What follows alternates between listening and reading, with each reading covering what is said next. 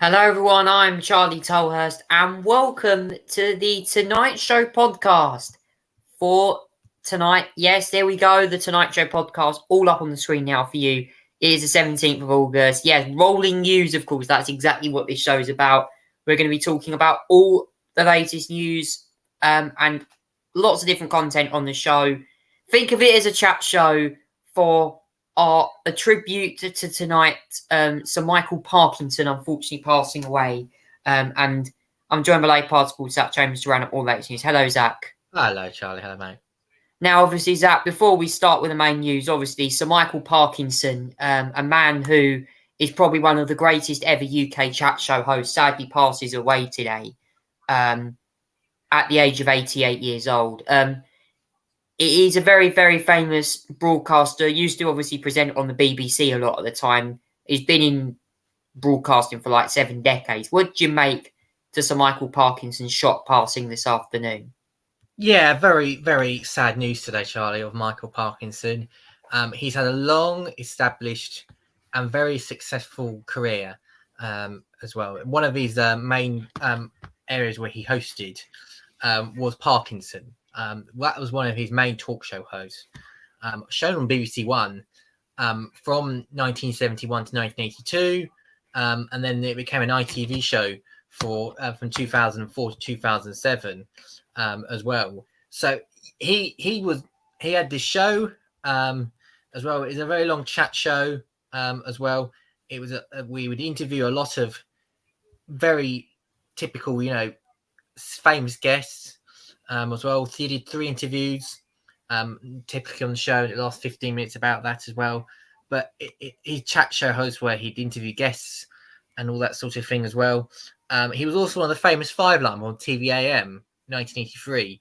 At the time, TVAM was quite was one of the shows ITV used to do when everyone woke up in the morning. It's Good Morning Britain these days, but it was TVAM back in 1983, and he was one of the original lineups of that. He hosted alongside Angela Rippon, Anna Ford. You had David Frost at the time, and then you had Robert Nee, and then he also presented the weekend edition of the show as well. So he also hosted one-on-one interview shows for the BBC as well. He also appeared in Ghostwatch in that television drama in '92 as well. He had that infamous appearance in the Studio Link during some sort of investigation as well. He also hosted the daytime program Going for a Song.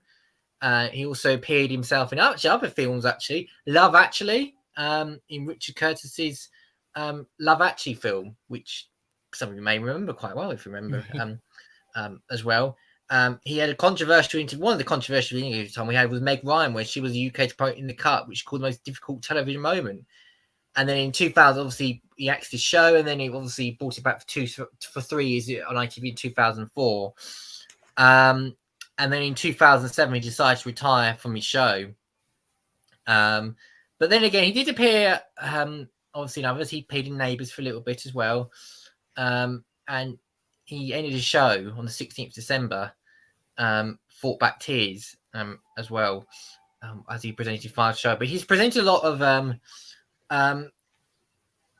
very famous guests as well. He's had like Muhammad Ali, Frank Sinatra, Don Bradman. You've also had he's had George Michael, Madonna, John Cleese, Mel Gibson, Paul McCartney as well. All those sort of famous guests all appear on his Parkinson interview show as well. And he's also been on. He's also been used to one of the presenters of Radio 4's Desert Island Discs as well.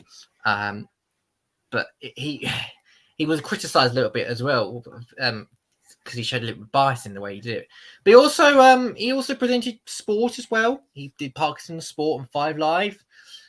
Presented a morning show on Radio 2, Sunday Supply as well. And he also did LBC for a little bit as well in 2007. So he did a lot of stuff. He did a lot of media work. He did a lot of interviewing. And the interview style where he did was very smooth, very, very, very realistic as well. And he made a lot of friends along the way with the way he did his interview shows. And it's a very sad loss for the television community. Another big legend of the television game is gone. Michael Parkinson, who was born in 1935, the 28th of March, today died on the 16th of August. Died yesterday on the 16th of August, overnight, as well. And we obviously, my thoughts and prayers of him, and may God bless his memory.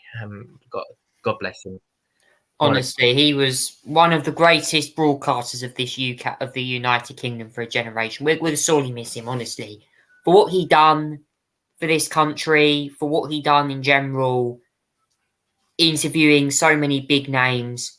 You got to commend him for his achievements. He was brilliant, and we mourn the loss of a true talented individual and a highly acclaimed journalist from the world of media and also the UK news industry. Moving on now, I'm going to talk about news now. Now, not really been much breakthrough news over the last week, which really I've really not been interested about. But let's go through this news now. The one thing that has been on the news agenda has been, of course, next weekend with the potential expansion of London Mayor Sadiq Khan's ultra-low emission zone, which is already now causing problems for London's motorists. The tax on motorists, unfair, of course, is going to be hitting Londoners, I believe, at least bank holiday weekend next week. So not ideal, if you ask me, when Sadiq Khan wants to effectively put a ban. Now,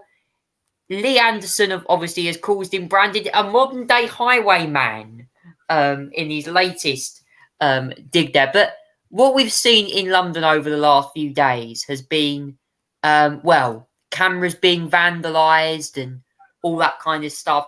I mean, Zach, it's actually been a difficult week for London because we've not just had ULEZ, we've also had the Oxford Circus chaos as well, with TikTok, social media becoming a big influence as well, starting off potential riots. I have to say, first of all, ULEZ expansion as well, and those cameras. Whatever you think of expansion, whatever you think of that, I mean, there's very held differences on that. I don't find it acceptable that cameras are being vandalised by mobs and thieves. It's not acceptable. You may not like the policy, but doing criminal damage to cameras is not the way to protest your thoughts and feelings. It is criminal action, and it's a bit like Just Stop Oil, really, where they go around creating crimes by protesting in the middle of the road and disrupting action. I'm pretty sure that smashing up cameras because you don't like a policy is a way to be a good public role model in any way at all. So I find it unacceptable, whatever the policy opinions of it you think about as well. But yeah, this is going to be introduced in 2 weeks' time. I think it's the if I correct it, 29th. So we're now 12 days away from ULEZ expansion. Now it's going to happen. We know that now. We know there's other things that have been covered as well, such as the expanded scrappage scheme. That's now happening for everybody who earns a certain less amount of money, or who's got a car older than a certain amount of years. We know that's happening now with the scrappage scheme, which is good, and that's a fair compromise. But yeah, sometimes does it feel right to have an expansion so far? Yeah, I agree. I've said before in this when speaking to you, Charlie, I agreed on the broad principle of ULEZ. I think as well, it's just more of the timing sort of thing. But I also think it's worth the risk to get it all through now, because actually, when you think about it, it's not going to become an issue by the time we get to May's local elections. So, yeah, it's not, to me, I don't find it really a big deal, to be fair. And in the opinion of what some commentators might think as well, where ULEZ could be sort of a vote stopper in May's election, and I don't think it will be get to that point for anyone else to campaign on. But yeah, London's been been headlines for some wrong reasons. We had the Oxford Street mob, where a TikTok gang encouraged people to turn up there, and it caused bit of a chaos, really, to be fair. You had to have the security guards, extra police present because of the bizarre actions of certain people wanting to turn up and cause a bit of problems. That was not the way to do things as well. And then we've had unfortunate incidents as well, I'm afraid. Yeah, I mean, well, not really unfortunate incidents, but this is not necessarily in London, but I just thought it would mention as well. There was an incident, I believe, the other day. Where was it? There was an incident as well. Southend-on-Sea, there was definitely one there. I read up about that in the Echo. Yeah, there was also some LGBT incident as well. I think it was near Chatham. I can't remember what it was. I can't remember where was it. There was definitely there was some sort of incident somewhere, and I can't find where it was actually as well. But there was some sort of LGBT incident as well. That was a stabbing somewhere. But nevertheless, it was sort of in the London area. But nevertheless, as well, I mean, like Oxford Street on high alert because obviously of mass looting because of TikTokers. I don't get what's the point. Is this some sort of protest as well? After group of you clashed with police following calls for shopping outright across social media, including TikTok. Now, I don't get what this was about. Where it was just to sort of buy items and cause a huge everything like that as well. But it sounds like there was some sort of mass shoplift that's got sort of be planned by everybody, which, quite frankly, seems bizarre and a bit unacceptable in many ways. And I don't like. There's a difference between actually shopping and doing, actual proper shopping, and then going along and doing shoplifting. Not acceptable. And I think as far as how irresponsible, whoever organised it on TikTok should be held accountable. It's ridiculous. I have to say, for when I saw what happened in Southend when they were all on the beach, and then obviously Adventure Island was potentially being targeted, that's unacceptable. Behaviour like that should be condemned immediately. As the Home Secretary said the other day, they should be locked up immediately. Criminal gangs and all that kind of stuff. We've got to get these people off the street. These people could be a risk to the public. Like they're going around. Young people could be going around drunk or going around to this place, and then they start getting into fights, and police officers. Can I just say as well, to police officers being injured and attacked, this is unacceptable behaviour from people. There should not be assaulting police officers like we've seen in America over the last few years when we had, of course, the George Floyd murder. Black Lives Matter became a big movement. We've seen, Zach, this kind of terrorism kind of reminds you a lot of what we've been seeing in America with like these shootings and stuff of police officers. Well, I wouldn't call it necessarily like acts of terrorism, but they're intimidation. I would say certainly on that one as well. They're definitely intimidation. They're definitely unacceptable, and they're intended to cause scare and crime. Now, I wouldn't really put in the ballpark of shooting and acts of Black Lives Matter and whatever. I wouldn't put it in that sense. But they are crimes, and they're very intimidating crimes, should we say, on that one.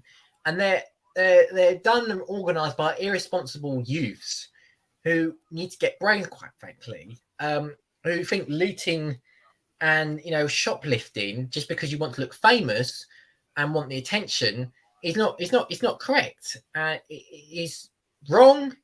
You're a mug. You're a fool if you even consider that sort of thing. And yeah, it's ridiculous. And people really should stop using TikTok to cause crimes. I don't want to get to the stage where we have to police everything because free speech and we'll be able to show content. But if it's going to be used to commit crimes in any sorts of action, then yeah, you're not going to get away with it, I'm afraid. And then there'll have to be further enforcement action, and like there was in the high street there as well. Yeah, and I just had to say as well, for anyone who's been watching, JD Sports got closed down the other day because the mob tried to attack the store and shoplifting there, and then McDonald's also got smashed. I think this was in London. It's just ridiculously stupid and irresponsible behaviour. So please comment down below, guys, what you have to say and what you have to make to this behaviour from these youths. Do you think that they're practicing what they preach, or do you think they're being absolute idiots, causing mayhem and potentially putting young people at risk as well from using social media? Let me know what you think. Now, moving on now to exam results. Obviously, if any of you got your exam, your A-level results today, I hope you've done well in your exams. I know it's been a long year of studying. Obviously, the academic year will begin in a few more weeks, next month. But what I do want to talk about tonight is the news on A-levels. Obviously, this has been an issue for the government over the last couple of years. Obviously, during COVID, grading system and stuff, exams, how many education secretaries we've had. The top A-level results, England, Wales and Northern Ireland have fallen for the second year running, with grades 27.2% of all grades marked A star or A. This is almost back to pre-pandemic levels. It follows spiking top grades 2020-21 when all exams cancelled because of coronavirus, COVID-19. The drop is steeper in England, where grades were due to be brought back in line with 2019's in this year's rules. In Wales and Northern Ireland, the grades were much higher, are meant to be higher this year. Overall, there are 73,008 people, that is 73,008 fewer top grades compared with 2022, but 31,834 more than 2019. There's the graph there to explain the results here. This is like, it's going back to a maths, it's like going back to school with this graph for the maths lesson there. You can see the graph 2018 there up to like around 25%. Teacher assessed grades, it went up to 40 in the mid 40s, and then last couple of years it just slowly dropped off there and down towards the pre-pandemic levels that we've seen. I mean, Zach, what do you take away from obviously the results of this line graph here explaining? Yeah, they've obviously because let me explain what's happened. So these are all. So before 2019, of course, there's a bar of what should be assessed as A's and B's and everything like that as well. And yeah, that this is before it. So in 2018, they were pretty good. In 2019, they went down, and the amount of people essentially getting A+ or A grades in England, Wales, and Northern Ireland as well, they all went down. Then in 2020, when the pandemic hit, obviously all the exams got cancelled, and 2021 as well, and they were based on teacher sort of assessed conditions as well. Now in 2020, there was a fiasco. And remember as well, there's a fiasco of the government's all doing as well, where there was some algorithms inserted which were based, and that would affect the result based on where you lived and how well the school's doing and everything like that. That received a lot of controversy, and people were getting unfair grades in that one as well. So it all went back to teacher-based ones as well. So it went up. The people actually, when the teachers assessed it, their grades, the people getting A's or A stars, actually went up. So as you can see there, it's in the 20. Before it's in under 30%, 29%, 28% as well. Probably around about that. Once the teachers started grading it, it went up needed to 40. It went over 40% at some point. I think at some point it went to 45%, getting A's or A stars as well. Now we sort of go back to sort of the after the sort of the pandemic restrictions lifted, there was some elements of knowing the topic that you're going to do in 2022. So this wasn't back to pre-2019 levels or anything like that as well. And the bar was set slightly lower then. So actually the amount of people getting A's and A stars was down again under the 40%. This year it's gone back to fully normal. So no knowing topics in advance. Yeah, and the grades, the standards for grades are set much higher as well. So the amount of people getting A's and A stars has considerably fallen. But they are in line though, and in fact they're slightly above, I would say, with 2019 and in line with 2018. So overall, if you think of it from that perspective, it doesn't sound bad. But then again, as well, I kind of think people have sort of missed out on their grades because they've been sort of being the unlucky ones where they're graded more harshly this year because of the fact they brought back the pre-2019 grading system. I always find it as well, and I must admit, I'm one of these people that find assessing someone based on a 2 to 3 hour exam a bit unfair on that alone. I always come to the thought, right, okay, that people should be graded not only on the exam they do, and that could be a big part of it, no doubt about it, but by the content of what they've published over the year in coursework, because sitting there in 2 hour, 3 hour exam under high pressure is difficult. It's very difficult, and it affects concentration. It affects health, mental health in many ways. So it's true. People get right about exams. So I always think as well that it should be necessary that you base a percentage wise your grade should be based on the amount of coursework that you've done over the year. Now, some of them are coursework only, assessments, which is fair enough, and it goes back to your final grade. That's fair enough. But then again, I kind of always feel like the exam system itself is tailor-made to be unfair. So it's all based on just 2-3 hours, or 90 minutes, or even an hour at the most, as well. So I don't know really. I just feel like it's a bit loop-sided one way or the other as well. Now, I'm not. Obviously, first of all, congratulations to those who did get the grades that really, really, really wanted to get there for the year as well. And yeah, well done to them. I also leave you as well, have to say as well, the fact that it's A-level days, it means we did get the annual Jeremy Clarkson A-level tweet, which you may see every year. This year's tweet from Jeremy Clarkson was this: "It's not the end of the world. If your A-level results aren't what you hope for, I got a C in 2 U's, and here I am today with my own brewery." So yes, if you want to take inspiration, you don't have to get big exam results, the best ones in the world, to realise that you can be successful like Jeremy Clarkson. So for those that feel harshly done by results today, I know that there will be opportunities in the world across the line around the corner. No opportunity is never not there. It's going to be there. And congratulations to those who have got university places as well, who got their first pick university, whether it's Oxford, London, Bristol, as well, anywhere across the country. Well done. Congratulations. And your studies have done so far to get you to a university place as well. Very much well done as well. Now, I believe next week's going to be the, I believe we've done the A-levels. Is it the GCSEs next week? GCSEs should come out very soon as well, hopefully next week. Well, I believe it's coming out sort of next week as well. So, yeah, we'll know about that as well. There'll be another set of results for them, for those who've done exams then as well. So, yeah. First of all, to those who've done the A-levels, well done. Congratulations as well. And if you manage to get the grades you want, good luck as well. But I sort of want to make the point on this as well, that I do feel like here, especially basing things on an exam alone, I just feel like he's a bit unfair these days. And I think it should be based more on just not only what you do on the exam, but also the work that you've done across the coursework throughout the year as well. I think it would make perfect sense if it's based on that as well. So, yeah.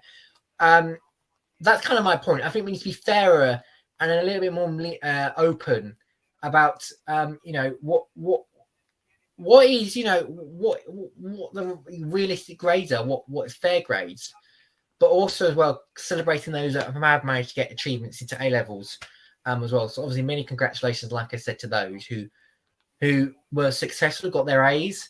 Really well done, and wish you all the best. As well as you go on hopefully your first pick university course. Yeah, hopefully to all those people as well. And if you can get into the University of Essex around here in Essex and Colchester at the Ivanhoe campus, or even Southend, consider yourself lucky if you live around here. And I'm sure across the whole country, it'll be a big moment for you. That's comment down below, guys, what you think on that. This is the Tonight Show podcast with me, Charlie, and my co-host Zach tonight, taking you through the news as we go in. It's been a bit of a quieter one this week, but there's still plenty of controversy. Moving on now to the United States of America to return to the news of Donald Trump once again, now on centre stage. Now, there has been, from what I understand, an indictment, from what I'm reading up. God, we've had loads of these indictments now. This is what we can bring you from the latest feed, as the indictment has sparked fears to call off violence as the Georgia grand jury is doxxed. This is the news. Colton Moore, a Republican state in Georgia, has moved to impeach the Fulton County District Attorney Fannie Williams, wrote a letter to Brian Kemp in what he called emergency over Willis actions, a 41 count indictment against former President Donald Trump and his operatives on the state racketeering conspiracy charges in efforts to Trump's 2020 presidential election loss in the state. Okay, that's interesting. There's also been news as well at US District Judge that New York Mayor turned Trump attorney Rudy Giuliani made a largely fruitless visit to Mar-a-Lago and help for praying ballooning legal fees as well. Donald Trump's legal advisors urged the former president not to hold a news conference next week. I'm sure he probably will do that. I don't know. It's a big week as well for if you're a Donald Trump. And Ron DeSantis allies post a debate memo urging him to defend Trump and take a sledgehammer to Ramsey. There's that, so obviously the other candidate, Vivek Ramsey, I think his name is. Yeah, I can't pronounce that myself. He's apparently been tipped to be a potential running mate alongside Donald Trump. So, yeah, it's going to be interesting. Zach, what have you made the news this week to the Republican Party in the latest news, obviously regarding Donald Trump's indictment? Yeah, now, it's been one of those weeks in the United States again where another week, another Trump indictment. This time, not a federal indictment, but now a state indictment in Fulton County.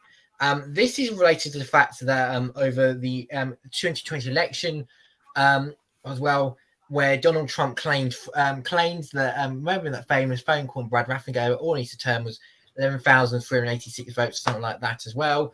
Donald Trump has been charged with 13 counts related to the 2020 election, overturning the results there as well. Now, Donald Trump is not the only one that's been charged as well. This is being charged by Fulton County District Fannie Willis.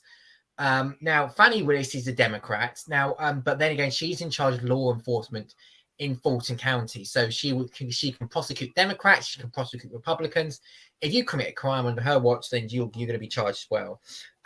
One of the crimes that Donald Trump was charged with is racketeering as well, violating Georgia's Racketeering Act.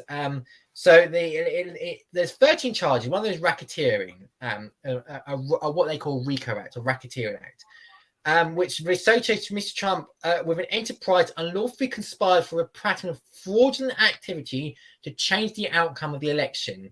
This falls under the Federal Racketeering, Influence and Corrupt Organization Act, which has been used to bring down mobsters like John Gotti, basically. They've used that as well. Other charges that Trump has been charged with: solicitation of violation of an oath by a public officer, conspiracy to impersonate a public officer, conspiracy to commit forgery in the first degree, and false statements and writings and filing false documents as well. That's some of the 13 charges, basically, as well, that he's been charged with. Now, Donald Trump is not the only one that has been charged in this case. There are very notable other 19, I think, defendants, 18 other defendants in this case as well that have been charged, that have been involved with Donald Trump's involvement in this as well. There are 13 counts. One of the other faces as well. Let me go through some of the names in this one. You may recognize in this one as well. So John Trump is one of them. Then you've got Rudy Giuliani, who used to be the New York's mayor, also charged with some of the counts that Trump has been charged, including racketeering as well. That's a key point. John Eastman, who used to be one of the legal advisors for Trump, he got also charged as well. He was the one that came up with the absolute lunacy conspiracy legal advice that you could overturn put alternative electors in the electoral college, but also had a role in overturning the 2020 election as well. Kenneth Chesebro charged as well. Jeffrey Clark, DOJ official, charged as well. Janet Ellis, who is one of those crackpot lawyers who worked alongside Rudy Giuliani, basically saying that there was all sorts of that they were all coming out of Hugo Suarez in Venezuela and all that sort of thing as well. Ray Smith III is charged. Robert Cheeley, Michael Rowan, David Schaffner charged as well. Sean Micah Trust Steele as well. Harrison Floyd, Trevor Cootie, Sidney Powell as well. Another recognisable name has also been charged as well. Scott Hall, Misty Hampton, Emily Misty Hayes as well, all charged as well. I believe there's also 30 co-conspirators in the documents as well that have not been charged but have been involved in some ways, maybe cooperating as well, potentially with the investigation as well. Now, Donald Trump and his legal and all the other 19 people that have been indicted, 18 others, I should say, have until I believe the 26th at noon Eastern time, which is 5 p.m. UK time, to voluntarily surrender. Now, I believe Trump may be planning to surrender potentially next week, although this has to be agreed between the 14 county prison and the office there, the office there as well. So it's very possible it could be next week. But yeah, it's another set of charges as well. There's also obviously now Trump advertised as well that he was going to do a press conference on Monday. Now I'm reading from sources that's unlikely going to happen now. He was going to do a press conference on the fact that he was going to prove that it was going to be fraud. And this was all stolen from him. But that appears unlikely to happen now because I think his legal team come on the case saying this is not a good idea or anything like that as well. So it looks like it's going to be unlikely it's going to be happening on Monday now, despite the fact he's publicly advertised it and say it's going to be happening, which, you know, very interesting enough, silly from him as well. And it's also unlikely next week he's going to take part. He's not going to take part as well in the first Republican presidential primary debate, which is due to take place as well next week, which Fox News is hosting. That looks like he's not going to take part in at the moment. He looks like he may interview Tucker Carlson instead on Twitter and do output interviews as well. So yeah, it's another typical week for Donald Trump. Another charge, another state crime, this time with another set of 2020 election charges as well. His legal issues continue to be going forward from there onwards as well. Just another week for the Republican Party, quite frankly, Charlie. Yeah, that's all the news there from Donald Trump. And quickly, before we move on, we'll just cover the war in Ukraine, which is now still going ahead. And Zach, it's an interesting week as well, because NATO chiefs saying only Kyiv can decide conditions for peace. There was a funny comment, I think, from, I believe it was NATO, it was the chief of staff to NATO Secretary Jens Stoltenberg. And this wasn't from Jens Stoltenberg himself, but it's from his chief of staff, who came up with a bizarre comment, I have to say as well, saying that in return for giving up some territory to Russia, that Ukraine could get NATO membership. Now, that wasn't straight from the horse's mouth. It was from the chief of staff, but it was a bizarre comment anyway, that I felt was a bit unnecessary and I think a bit cruel, because we know that Ukraine's not going to want to give up any of their territory. They want Russians to withdraw from all of it. But today, I think Jens Stoltenberg sort of laid back comments from his chief of staff, saying it's the Ukrainians, the only Ukrainians who can decide when there are conditions in place for negotiations, and who can decide in negotiation what is an acceptable solution. So that is obviously a slap down of his chief of staff, but it was a bizarre comment anyway from the chief of staff that put Jens Stoltenberg in a difficult position as well. Now, other news today, it looks like Russia is making steady progress towards its goal of mass producing Shahed 136 drones that can travel more than 1,000 miles and target Ukrainian cities. As well, there was today Russian President Vladimir Putin trying to speaking to Putin or Alexander Lukashenko addressing the media in some sort of online interview today as well. Ukraine will not be able to operate Ukraine's built F-16 jets coming autumn and winter, unfortunately. Which is unfortunate as well. And the US condemned Russia's continued attacks on Ukraine infrastructure as well, called for Moscow to return immediately to the grain deal. As well, there was also attacks on a civilian cargo vessel in Odessa, I'm afraid, as well. More attacks are there. It's becoming quite common since this grain deal was withdrawn as well by the Russians. And also, the Russia said it fought another Ukrainian drone attack on Russian territory this morning as well. Now, I was speaking on that official, by the way, who said that as well. A senior NATO official apologised as well. And he did apologise, fair to the chief of staff, he did apologise as well, saying this is a mistake as well. But there's been drones entering the Danube River as well, shut as well.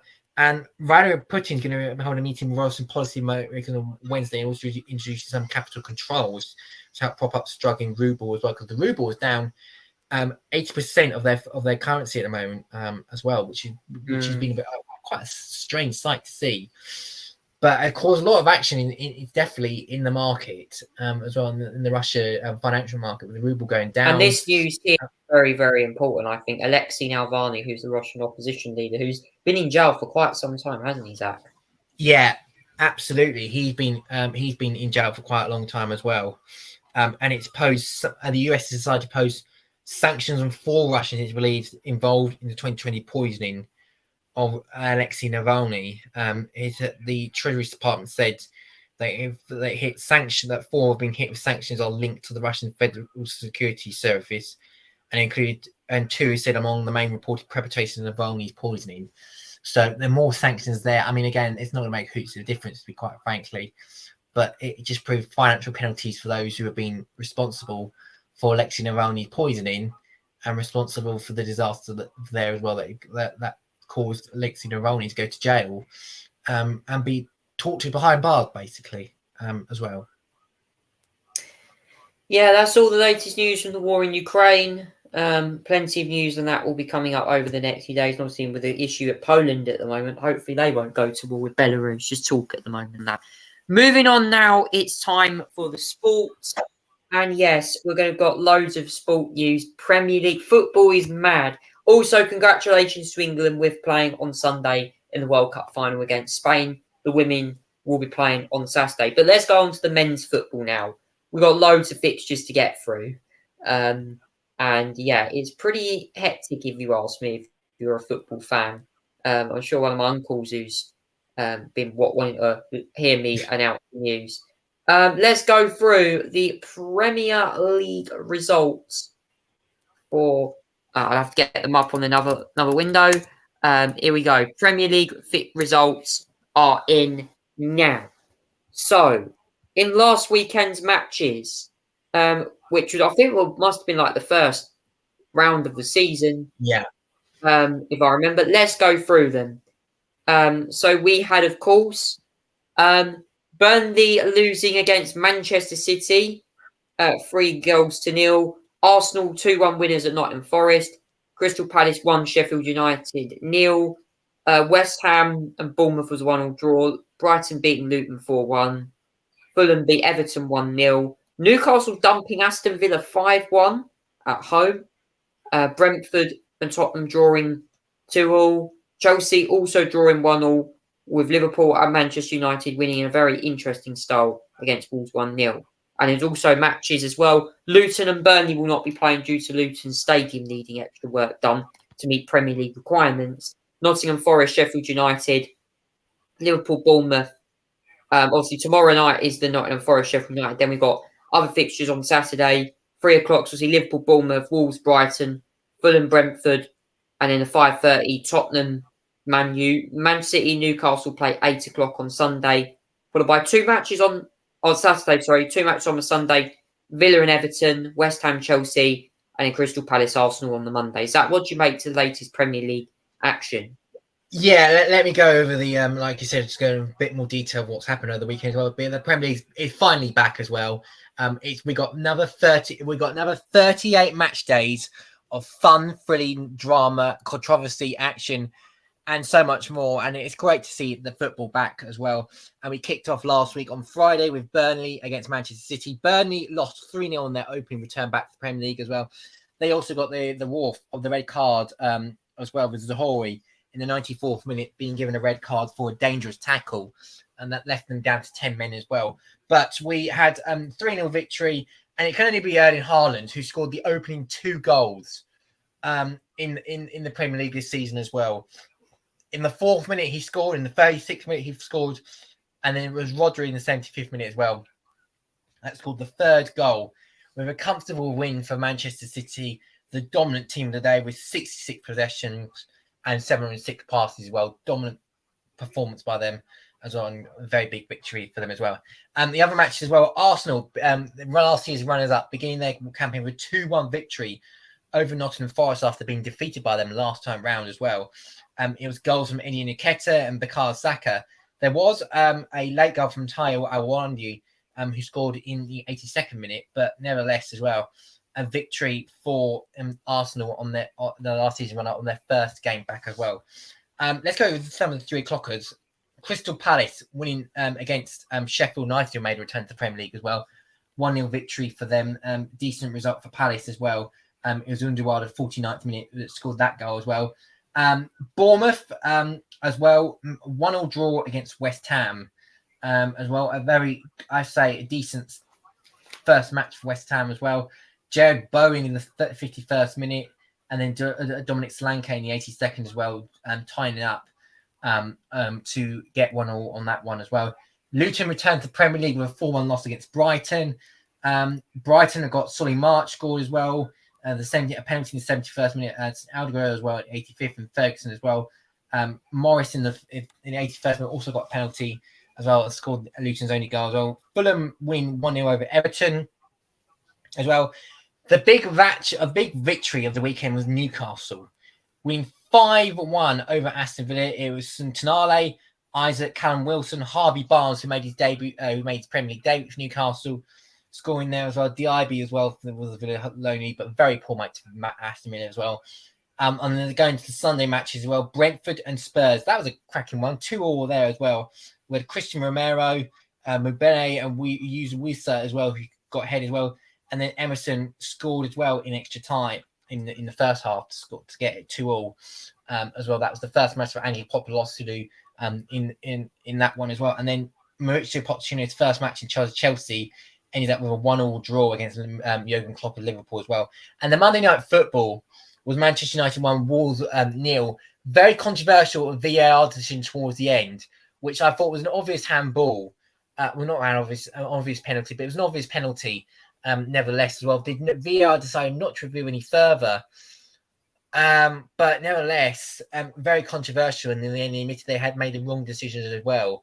And the officials that were responsible for that VAR decision have been dropped for this weekend's matches, and they're not responsible for not officiating any of the matches this weekend as well, which is probably gives you what the PGMOL thinks of it all in that position as well. And there was also the UEFA Super Cup as well on Wednesday with Manchester City against Seville. It was 1-1 in there as well. But Man City won on penalties as well to get the UEFA Super Cup as well. And like he said, Charlie, congratulations to the Lionesses. A 3-1 victory over the team, the home team down under as well. 3-1 victory. Congratulations to Serena Wiedmann and the Lionesses. 3-1 victory. They're in their first ever Women's World Cup final. The Lionesses are as well. We don't count the men's in this one. We count the women's one, and it's their first ever World Cup final for the Lionesses. They'll be taking on, I believe, Spain on Sunday. I believe that will be starting at 11 a.m. UK time as well. The pubs are going to be open on that as well. Early, if you want to make way to the pub, if you're looking for pubs to be there as well. Serena Regan has been sort of been the talk this weekend as well. But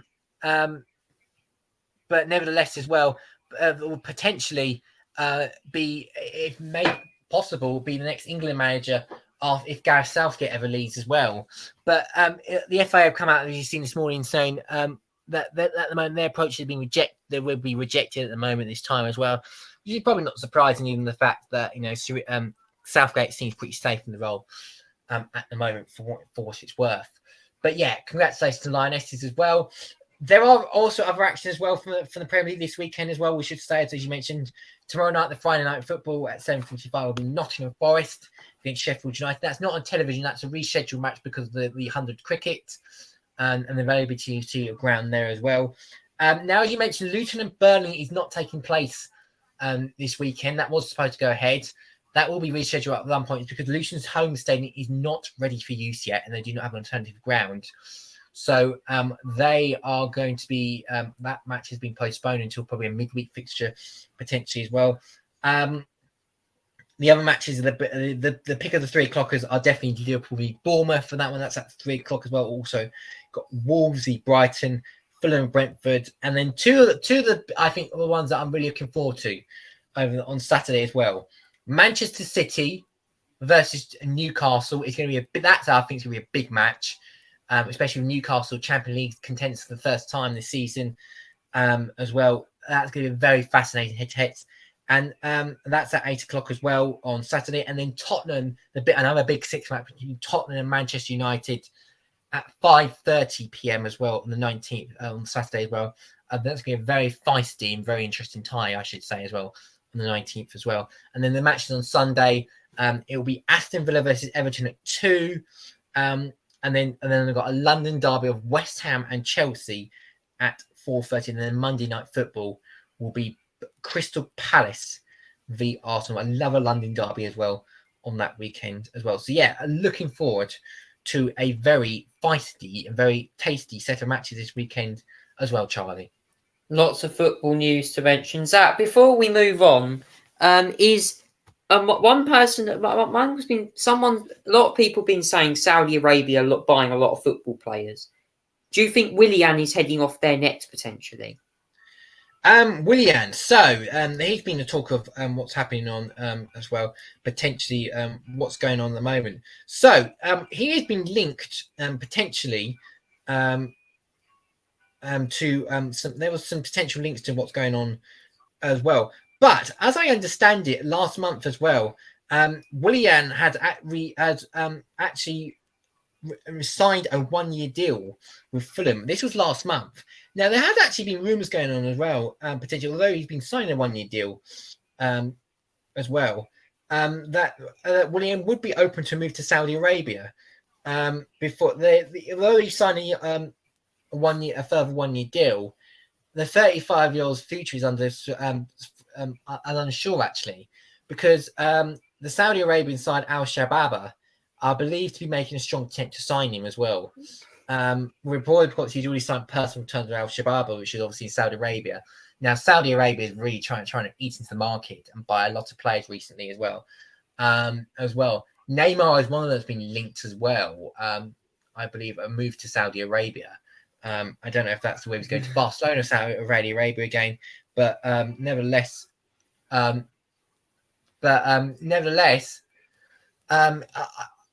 wouldn't be surprised if he does move to Saudi Arabia. He'd probably get a bit of money out of that as well. And yeah, it seems to be the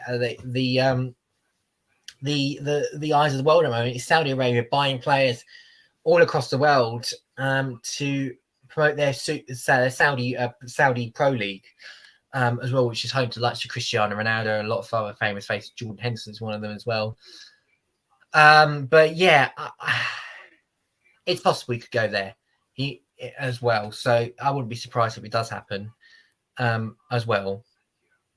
Yeah, that's all we can say on the football. Moving on now from football, we're still sticking with motorsport now. Motor racing. I think there was an IndyCar race at the weekend, if I remember. Let me have a look. I think we were in. I don't know if it was an IndyCar race. It was. I'm not sure. Let me have a look. Oh, it was the Gallagher Grand Prix. That. Oh yeah, there was on. Yes, the Gallagher Grand Prix. Watched the highlights of that race.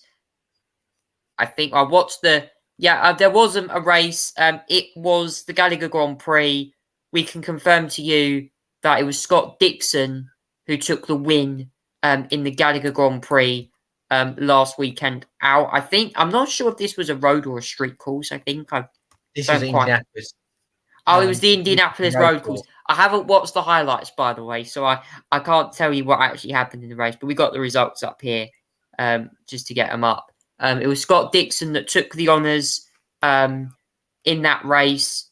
If I can get my results list up, Graham Rahal second, Pato O'Ward third, Christian Ungard fourth, Rossi fifth, Will Power sixth, Palau seventh, Scott McLaughlin eighth, Carl Kirkwood ninth, Marcus Ericsson complete top 10. Zach, what did you make to this latest IndyCar race?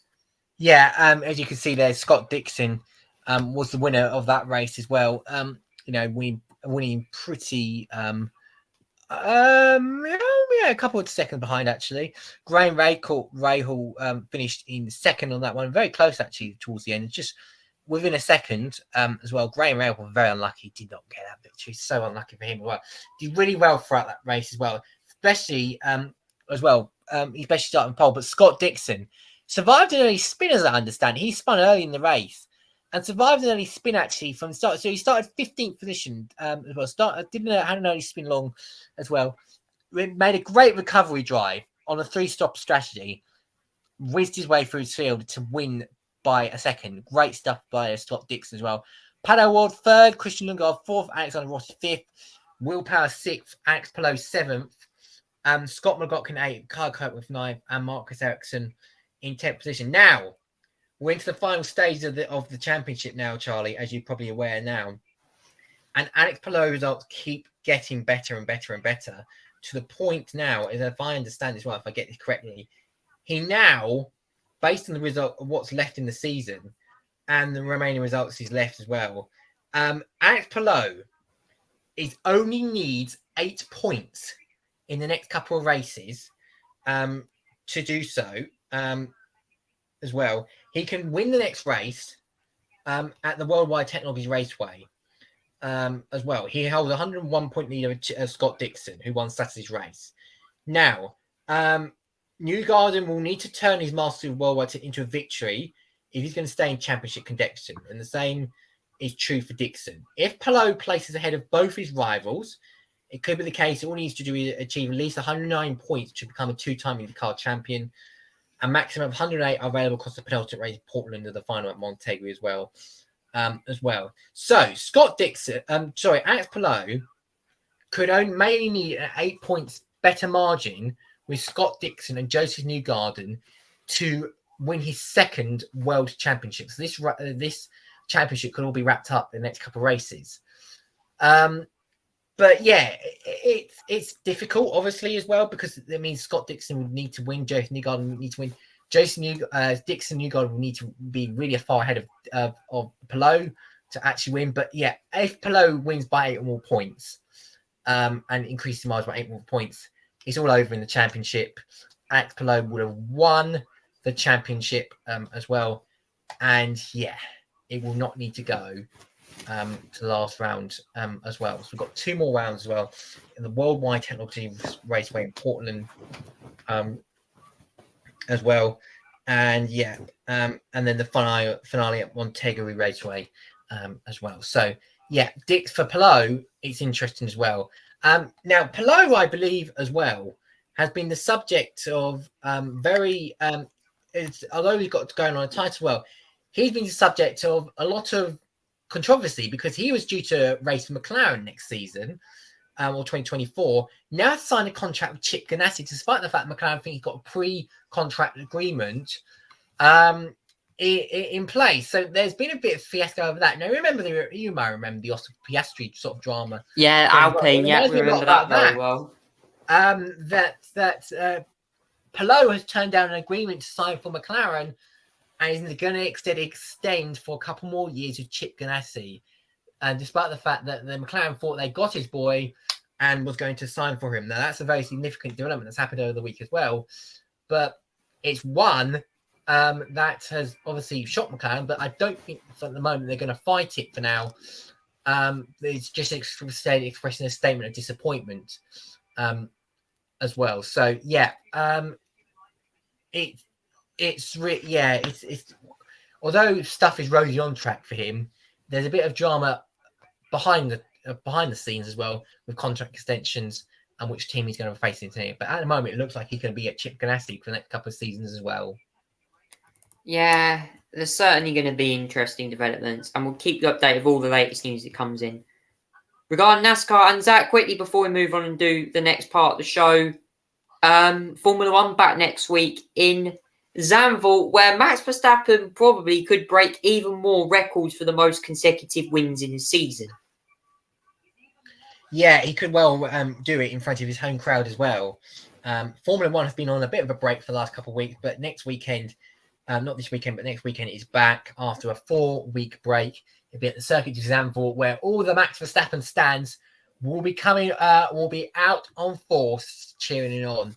It's a very quiet, twisty, traditional circuit as well, banked in many ways as well, with tight straights, some runoffs as well. But yeah, it is one of the biggest spectacles on the Formula One calendar, alongside Italy as well. It's certainly coming up as well. We've got Holland and Italy, two of the probably great fanfares of Formula One that you could probably see with the Italian crowds and the Dutch fans as well. It's going to be very fun to see. Can Max Verstappen continue his roaring run of consecutive wins, and can Red Bull continue their 100% dominance throughout the year as well? I mean, surely it would plan to be broken at some point, but right now it looks like they're going to be the favourites, and they're going to be all focusing on 2024 very soon. And this title could be wrapped up really, really soon if Max Verstappen continues on the way he is at the moment. Yeah, I honestly, if you guys, I've not seen this yet, but if you watch the Michael Schumacher documentary, you probably relive the 2002 season he had with Ferrari. I think there was one season where Michael Schumacher was on the podium every single race, if I remember. I think it was in 2002, I'm pretty sure. There was one year where he dominated. So, yeah, Ferrari certainly had a year of domination with Michael Schumacher. So, yeah, that's all I could say on that one. But moving on now to Conversation Street. That was the end of the sports news there. We're going to talk a lot now about a couple of things. Number one, of course, you might know this theme tune from a very famous TV show where we're rumoured to be talking about what celebrities could be taking part. It is, of course, the show which features dancing on the ballroom. This, of course, ballroom dancing at its finest. It is, of course, this.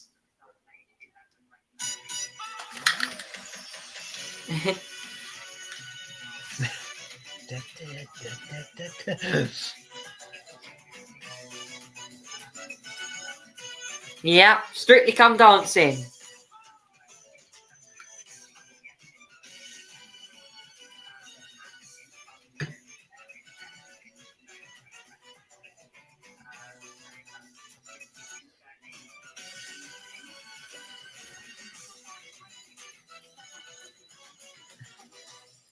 Yeah, that was the theme tune, guys. We've got the rumoured Strictly Come Dancing lineup for you here.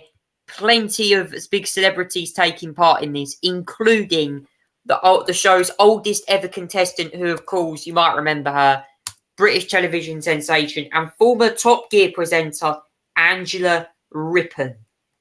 I have to say, it is going to be interesting to see who is going to be on Strictly. But we've got the lineup here, some big celebrities on this lineup, which me and Zach are going to go through in a minute right here. So celebrities include, obviously, Angela Rippon, who will be the show's oldest ever contestant. We've got Nikita Kanda as well. She's going to be on it. We've also got, unfortunately, this article does not work. Les Dennis, he's also going to be on it as well.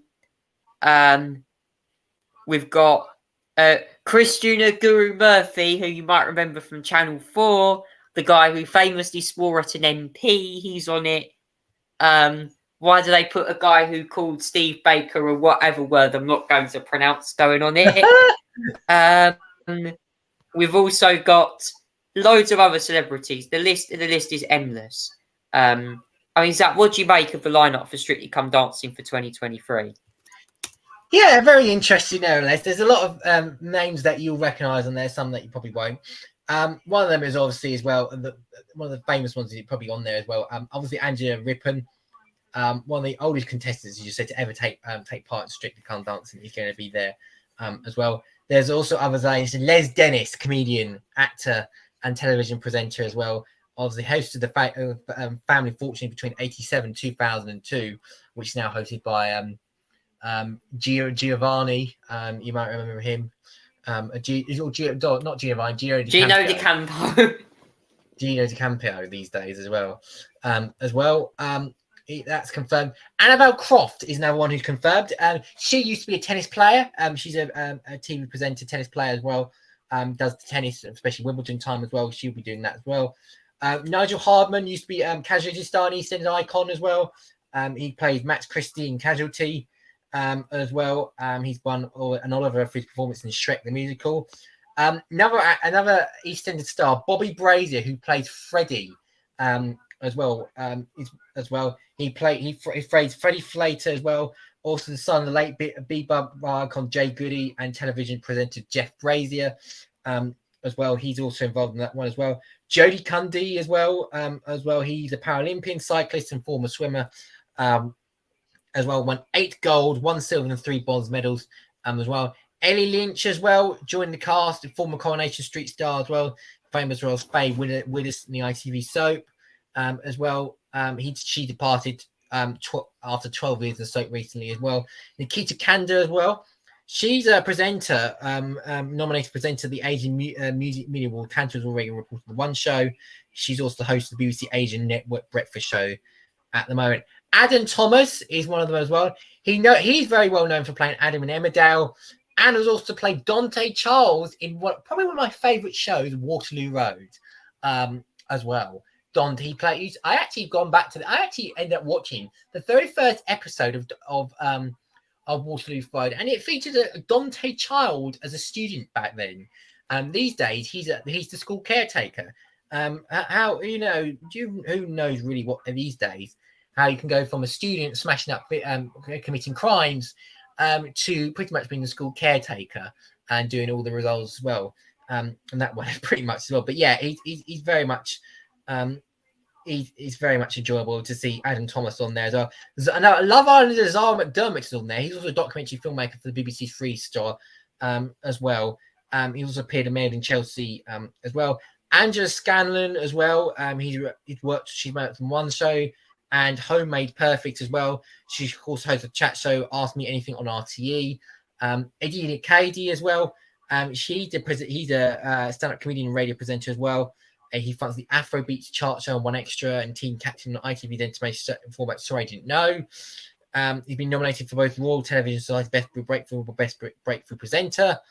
Well, we know that Christian Guru Murphy, once famously called Steve Baker the What's It Word, is also doing it as well. He's a journalist and newsreader, obviously the face of Channel 4 News as well. Leighton Williams as well. Billy Elliott as well. It shows him including Billy Elliott, Rent, Hairspray, Kiss Me Kate, and everyone's talking about. And he's also may be involved in sitcoms such as Bad Education. And he served as the narrator of the LGBTQ dating show I Kissed a Boy. That's the only gay boys dating show at the moment. Andrea Rippon, 78, as well. She's been, used to be presenter back in 1975. Does occasional stuff for GB News now and then. You may have seen her as well on there as well, but obviously she presented stuff like Rip Off Britain as well. Amanda Abington as well, playing Mary Mostyn in detective drama Sherlock. She's also on there as well. And yeah, that's pretty much it at the moment as well. So yeah, all the confirmed people that are going to be appearing on Strictly Come Dancing this year as well. Yeah, that's all of the Strictly Come Dancing news there. Now it's time to talk about the last part of the show. The last part of this segment, because I want to talk to you about something that I've been reading lately. I have a book. Would you like me, guys, to show you what it is? I will get for you it now. Just bear with me a second. I'm very interested to see Charlie's book. Yes. Let's see it, Charlie. Go on, mate. I have it now, guys. Ladies and gentlemen, I present to you this. Craig David. Called What's Your Vibe by Craig David. Now, the reason I got this book is because I'm going to read you a little extract. Because you can actually have this book as an audio book as well. This also is available on iTunes, on the App Store. This is an app, obviously. Craig David's a British singer-songwriter. I am a huge fan of his music. I literally have him on my playlist that I literally put on my speaker in here, and all the music goes up. But yes, obviously the book is created. It's about 235 pages long. I've only got up to about 15 at the moment. So it's a long read for me, but I've learned a lot about his life. And one of the quotes I want to mention about in this book is actually in the first part of this first part of the book. He goes on about when he was creating records in his flat in Southampton. And he goes on about this, okay. I just want to read to you a little quote that he mentioned.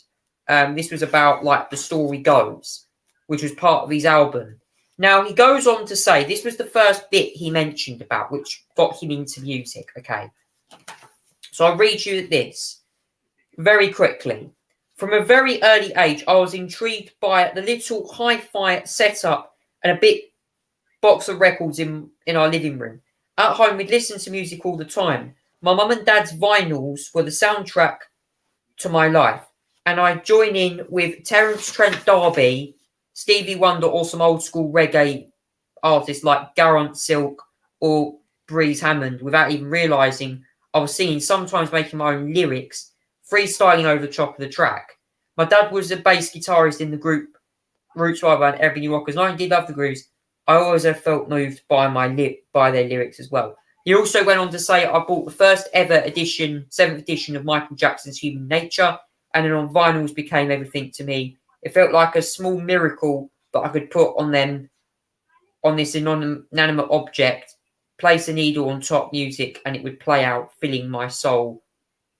And I loved organising, arranging things, being a stamp collector, and been a keen stamp collector, and with the encouragement of my grandmother's brother, Uncle David. So he goes on to say a lot about this as well. Honestly, when he does the trailers in the book, when the bass line drops, are all albums that he's created, by the way.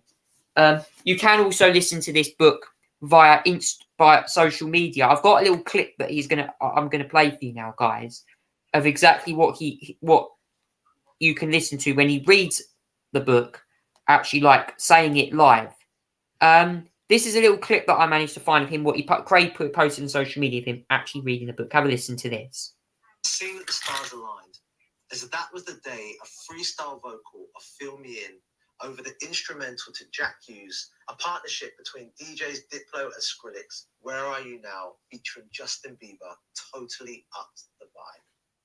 There was a spark when I walked into the studio. Stormzy and Shola Ama had just been on, and for anyone who watched the session, you already know how special it was when the drop hit as I sang Fill Me In chorus while Big Nasty and the Corrupt FM guys hyped it on another level from behind me. Wow, there was something beautiful in the air. By that evening, my performance had gone viral and I was trending on social media. Hashtag Craig David is back. The session getting 750,000 hits overnight. Justin Bieber, Diplo and Skrillex were all tweeting, have you seen that performance Craig just did?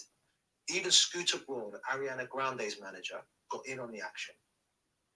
So yeah, that was the performance. Obviously, the performance we all referring to was when Craig performed on Corrupt FM. You might remember that performance very, very well.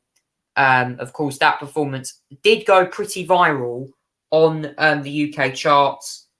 It's really weird, you know, guys, like listening to that song all over again. And you get to see the impression of Craig actually going on there and like mashing up the songs. And it is a brilliant track. I mean, obviously, this is exactly, if you want to know what Craig does, this is exactly the stuff of music that he's into. And this was a little montage of some of the 22 album, like this. That's Craig's music, by the way. There we go.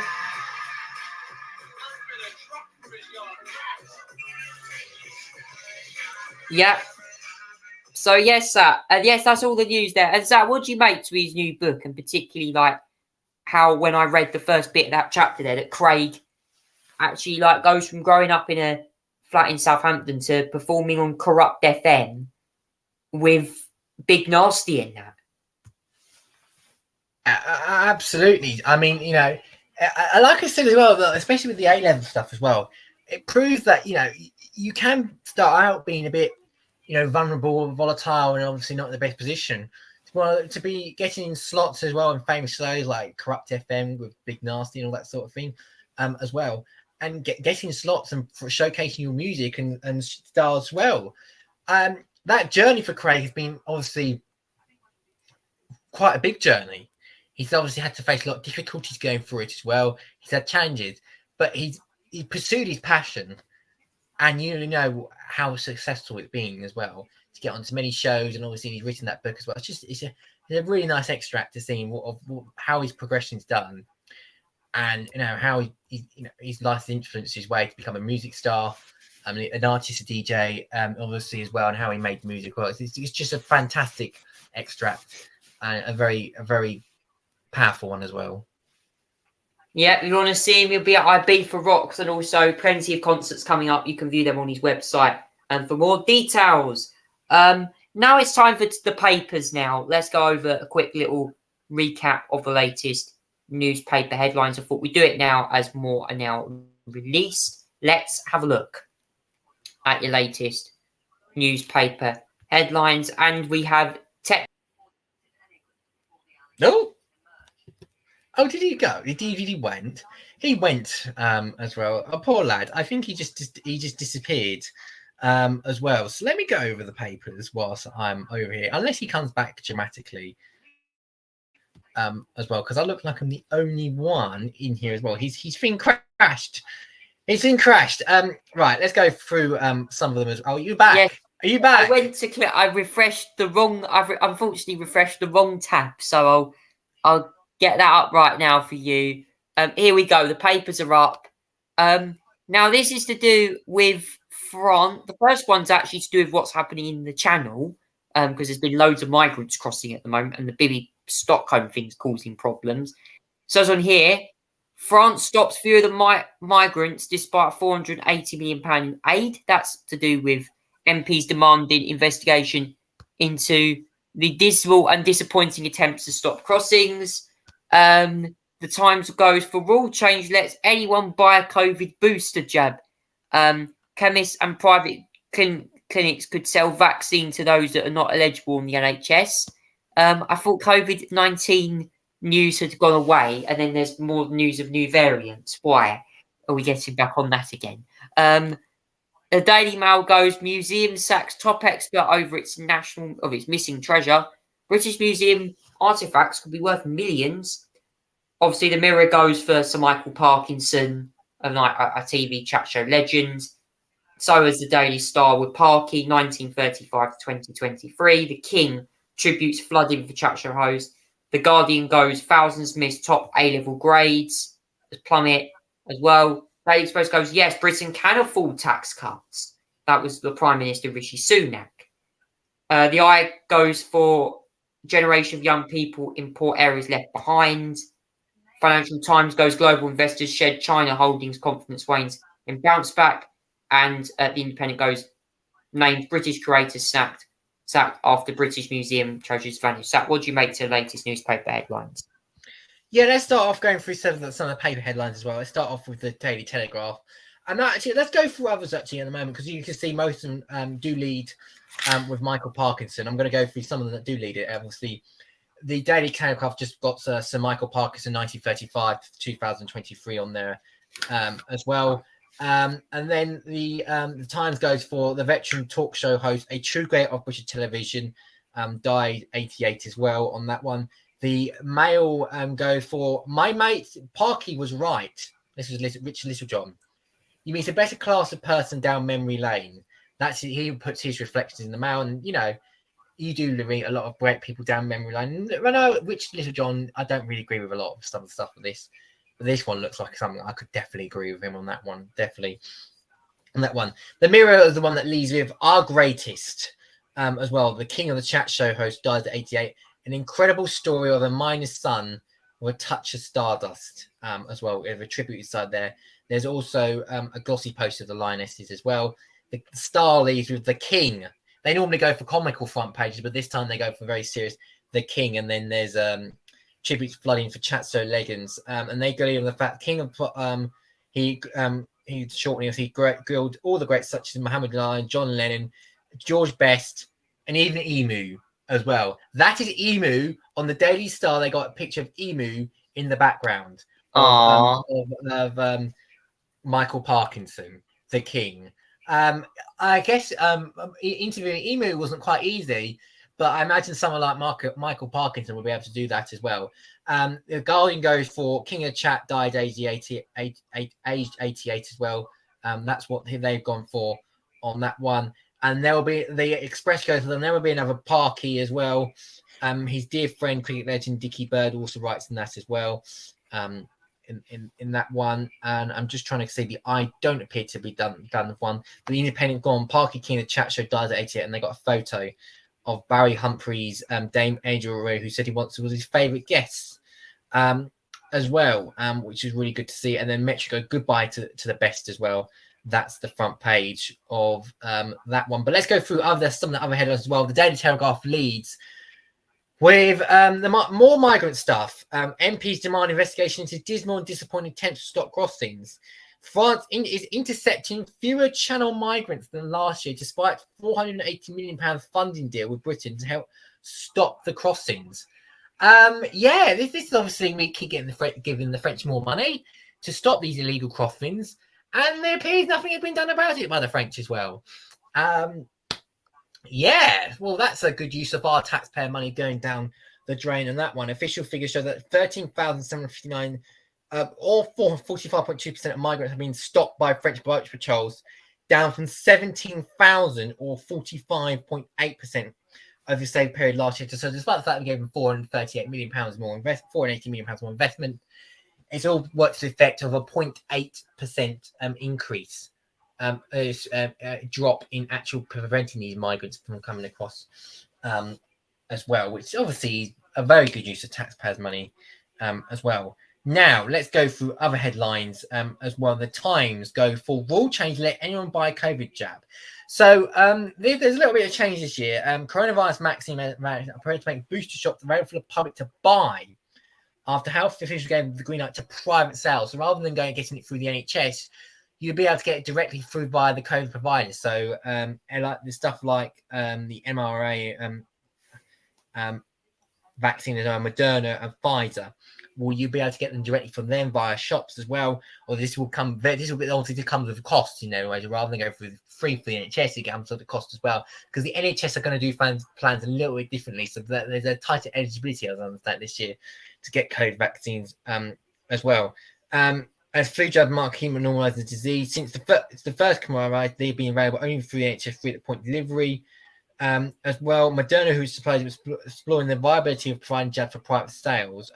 Although high street jabs are unlikely to come in time for an autumn booster program, but could be available next year as well, which is sort of how the publicly the government are tightening up their vaccine program this year as well. But in private, it looks like stuff like Pfizer and Moderna are prepared to sell them directly to shops and put them into public as well. That could be a very interesting idea. I think it's a good idea as well. If anything, it comes at cost, but anyway, as well. Now, next up, Daily Mail. Museum sacks top expert over its missing treasures. This is a very surprising and strange story. The British Museum Curtain is sacked after ancient artifacts went missing. Is a renowned expert on ancient Greece that emerged yesterday. Pete Higgs was fired last month after jewelry, gems, and precious materials spanning more than 3,000 years of history vanished from the museum's archives over a number of years. Now, I have to say, if you're the person responsible for looking after these jewelry, then you should be held accountable on this one. I'm afraid. I'm not surprised. Who had worked for the museum for 30 years, lost his job after the items understood to be worth tens of millions of pounds went missing. But Mr. Hunt's son last night said his father maintained his innocence. His name has been completely dragged up through the mud as well. So it sounds like they may be accusing him of fraud or maybe just mishandling of these items or mistreatment of these items. But anyway, if you're responsible for that sort of thing, you're not checking whether it's been stolen or not, or you're stealing it, then really you should be held accountable for that. As well, and so I think it's perfectly reasonable for him to get sacked as well. Now let's go to I've done the Mirror and the Stars. Let's go to the Guardian, which leads on the A-level results today as well. 1,000 students missed out on top marks in their A-levels yesterday. As a result, plummeted across the board after the government enforced revisals of the pandemic, grade inflations. The Education Secretary was accused of adding insult for injury for suggesting no one will be interested in student exam results in 10 years' time anyway. Well, that may be true, but also at the same time, it's pretty insulting because nevertheless, there is oh my God Almighty! Sorry, I've just noticed a massive spider in my room. I have just had to put the light on, but nevertheless, as well, I've just been I'm a celebrity. spider was in my room as well, so I do apologise if I look a bit freaked out. But it's not moving here, thankfully. I'll probably call my mum after this just to let her know that I've just seen a spider with this. But yeah, the A-level results has obviously freaked out a lot of people as well, and obviously people getting a lot less grades than expected as well. And obviously, well, there's been a 10 increase in such grade as well. So yeah, obviously a lot of unhappy people, I'm afraid, in terms of results of what's happening. But yeah, you can understand that as well. Yes, Britain can afford a tax cut. Rishi Sunak can now afford to cut income tax. The Treasury is raking in record high avenue figures show. This is the Daily Express running their campaign as well on tax cuts in many ways as well. Analysts have shown that soaring rates may put an extra £30 billion in the coffers financially thanks to freeze of national insurance and tax thresholds as well. Chancellor Jeremy Hunt is going to give millions in a desperately needed tax cut in the autumn budget as income increases as well. Now, good news is inflation is down. I think it's down recently as well. Inflation went down yesterday to let me look at it, 6.8% in the year to July, which is good news. It's down from 7.9% from June as well, which is good. Although core inflation remained the same, and actually service inflation has gone up as well. Price rises in other areas and led to inflation. That probably means because the other areas are going up in expenditures, that the bank will probably once again have to look at interest rate rises. It will probably have to look at a 25 basis points rises as well. So yeah, that's the situation there as well in terms of probably the inflation as well, which is good news on that one. As they also the Independent also named also on the sacked British Museum story as well, where they get someone has been accused of theft of gold and jewelry worth tens of millions of pounds as well. And Metro we've done as well, but I'm going to leave it to the Financial Times, the final ones as well. Global investors shed China holdings of confidence wanes back and bounce back. Rate cut like to accelerate sell-off. Beijing pledges fall flat. Beijing at the moment, China is not having the recovery it's want. It's actually entering a period of deflation at the moment, which means that inflation has dropped so much that prices are actually coming down to the point where it's actually deflating, and it's becoming unaffordable obviously for people in general, for the sellers to export off the market. So there is there is a problem in China at the moment with obviously in trying to get investors, exports, and all that sort of thing as well. But yeah, I guess as well, the global market isn't looking good for China in some ways as well, as they look like they've got their own problems, their financial problems at home with growth and everything like that as well. They're not having the growth that they're having as in previously prior to COVID as well. Bonds and everything like that as well. Foreign investors dump Chinese stocks as well. Financial Times calculation based on data for Hong Kong stock connect Chinese schemes show that investors have lost almost completely reversed 54 billion rubles, $74.4 billion in net purchases of Chinese equities. That follows long place on top communist lead to increased support as well. There's a lot of struggle in the market at the moment for China as well, especially with investment, and they're just not getting investments they need. But that's the front page of the Financial Times, and that is the paper for tomorrow, for the 18th of the 8th of August. Yeah, and that's all we got time for tonight on the Tonight Show podcast. Me and Dat will be back again very soon for another episode. Thanks so much for watching. Take care and good night.